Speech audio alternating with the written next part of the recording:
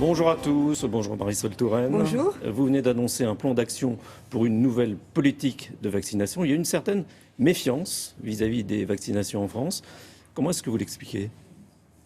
Il y a l'expression d'inquiétude et d'interrogation sur l'utilité de certains vaccins, sur pourquoi on ne trouve pas les vaccins que l'on cherche, par exemple, dans les pharmacies aussi facilement qu'autrefois. Mais il ne faut pas dramatiser. La France est un pays dans lequel la couverture vaccinale, c'est-à-dire le nombre de personnes vaccinées, est très important et ça fait partie des pays dans lesquels on se vaccine le plus. Mais il y a ces signes d'inquiétude et donc j'ai annoncé un plan avec des mesures immédiates pour mieux informer, notamment permettre aux Français d'aller sur un site dédié, un site internet dédié qui leur permettra d'avoir toute l'information nécessaire pour faire en sorte que les médecins reçoivent eux aussi l'information dont ils ont besoin pour convaincre leurs patients, répondre à leurs interrogations. Il y a beaucoup de sites internet qui mettent en garde contre les vaccinations. Mais justement, et ça, c'est très écouté. Il y a des sites internet qui mettent en garde contre certains vaccins. Il faut avoir une stratégie transparente, offensive. Mais comment savoir qui a raison ? Parce que sur ces convaincre... sites, il y a des médecins aussi qui s'expriment. Il y en a peu. Il y en a quelques-uns qui d'ailleurs sont très largement contestés, mais moi je veux rappeler, la vaccination c'est l'un des plus grands acquis du XXe siècle. Grâce à la vaccination, il y a des maladies qui ont reculé et d'autres qui ont même été complètement supprimées. Et donc cela donne le sentiment qu'au fond on n'a peut-être plus besoin de se vacciner autant qu'avant. Mais si on arrête de se vacciner, eh bien, les maladies vont revenir. Alors, pour justement faire en sorte que chacun puisse s'exprimer, que les inquiétudes, les doutes puissent s'exprimer. Moi, je veux organiser un grand débat confié à un groupe indépendant, présidé par une sommité médicale, professeur au Collège de France, le père des bébés bulles, le professeur Alain Fischer, et faire en sorte que tout au long de l'année 2016, nous puissions échanger. Mon objectif, je le dis, mon objectif, c'est de ramener de la confiance et de faire en sorte que les Français s'y retrouvent mieux entre les vaccins. En France, il y a des vaccins qui sont obligatoires Voilà. Et d'autres qui sont simplement recommandés. Est-ce que ça ne crée pas une confusion ? Parce Exactement. que les gens se disent, s'il y en a qui sont obligatoires et d'autres pas, c'est que ceux qui ne le sont pas indispensables. Absolument, et c'est pour cela que j'ai deux objectifs dans ce débat. Le premier, c'est de rassurer, de ramener de la confiance, parce que je veux dire de la manière la plus forte qui soit qu'il est important de se faire vacciner et que, par exemple, si on prend la vaccination contre la grippe, qui apparaît peut-être moins importante quand on a plus de 65 ans, ne pas se vacciner, c'est prendre un risque qui est inutile et absurde. Mais il y a aussi des vaccins qui manquent. Et puis de l'autre côté, il faut peut-être y voir plus clair.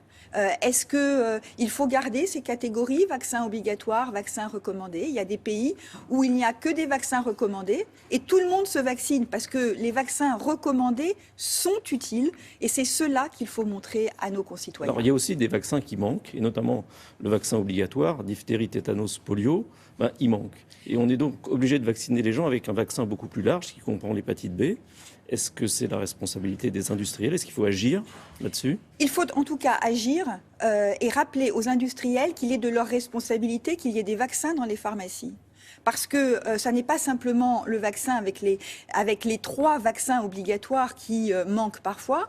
Il y a des moments où c'est difficile de trouver même un vaccin plus large.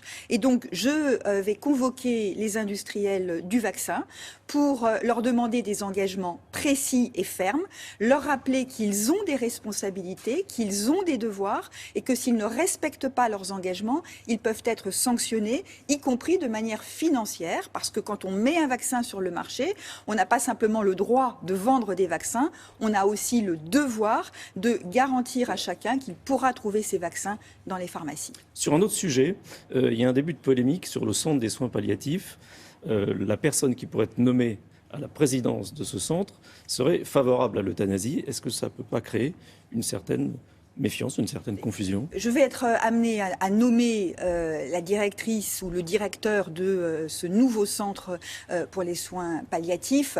Que les choses soient très claires. Les soins palliatifs tout le monde est favorable à ce qu'il puisse se développer, à ce qu'il puisse être proposé à tous ceux qui sont en fin de vie et qui le demandent, ce qui n'est pas le cas aujourd'hui, y compris à domicile ou dans les maisons de retraite.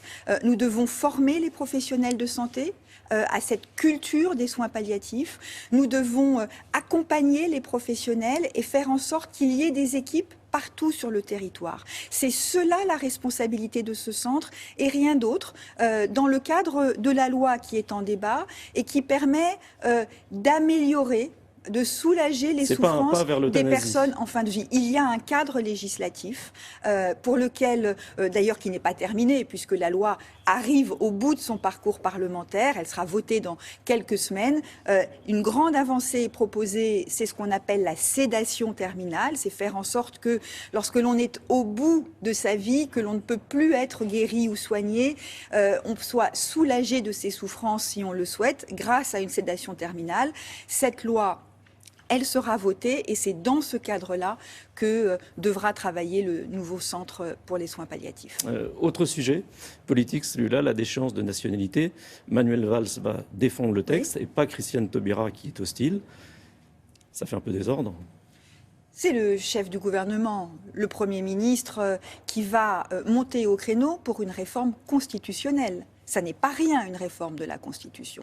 Et moi, je souhaite que nous sortions un peu des débats qui donnent le sentiment que tout tournerait autour d'une mesure, en l'occurrence la déchéance de nationalité, alors même que nous sommes face à un défi majeur, assurer la sécurité de nos concitoyens dans un contexte où le terrorisme est une menace chaque jour présente, et on le voit à la suite de l'attentat qui a eu lieu dramatiquement à Istanbul, il y a quelques heures, enfin hier, on voit donc bien que nous devons faire en sorte de nous donner les moyens de faire face et d'assurer la sécurité de nos concitoyens. Mais Christiane Taubira peut rester au gouvernement, pas de problème. Mais Christiane Taubira a des convictions, les membres du gouvernement ont des convictions, nous avons chacun nos propres engagements, nos propres positions. Vient un moment où lorsque le chef du gouvernement, le président de la République ont tranché, eh bien nous portons la politique du gouvernement. Manuel Valls le fera évidemment